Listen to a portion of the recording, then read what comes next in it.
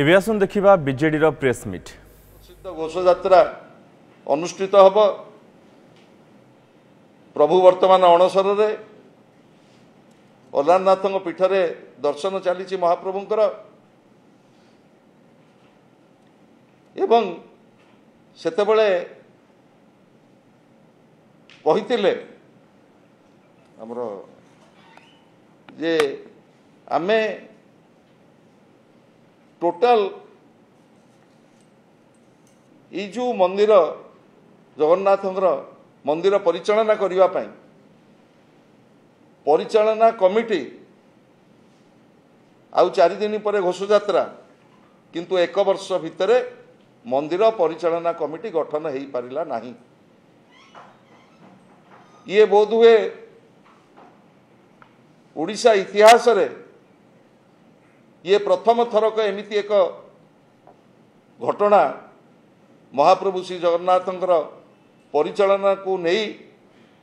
परिचालना committee गठन न होबा 1 वर्ष मध्य ये अत्यंत दुर्भाग्यजनक एवं महाप्रभु जगन्नाथ सेवा नीतिकांति परिचालना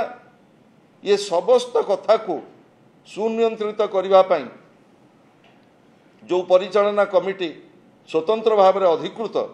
ये परिचालना कमिटी गठन न होबा 1 वर्ष मध्य तार विचार ओडिशावासी कोटि कोटि जगन्नाथ प्रेमी करेंगे। एवं द्वितीय कथा को मु जाऊँगी एठी कहगला 1 वर्ष पूर्ति रे जे ओडिशा को पूर्व भारतर विकास आम मुखसला करूँ। डबल इंजिन सरकार सबु प्रकार इन्वेस्टमेंट आनिबे ओडिशार अर्थनैतिक प्रगति हब ओडिशा को बहु इन्वेस्टमेंट आसीबो किंतु आमर जो सेंट्रल ग्रांट आमे पाऊ से सेंट्रल ग्रांट जहाँ दिया जाइछि 2023-24 रे आमे पाइथिलु 21,000 कोटी किंतु डबल इंजिन सरकार आसिला परे 2024-25 रे ता कसिकरी आसिकी पहुँचलानी 17,000 कोटी जोटा सर्वकालीन आमर कमिची 18% को कमिची आमर केंद्रीय अनुदान ओडिशा ये हला डबल इंजिन सरकार ओडिशा प्रति ये गोटे उपलब्धि नुह ये ओडिशा प्रति गोटे ऐतिहासिक अवहेला कहले केंद्र सरकार अत्युक्ति हब नाही।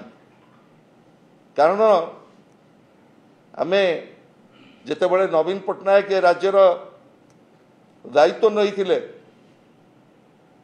2023-24 आर्थिक वर्ष रे आमे केते पाइथिलु एवं नूतन सरकार आसिला परे सेतेबेले 2024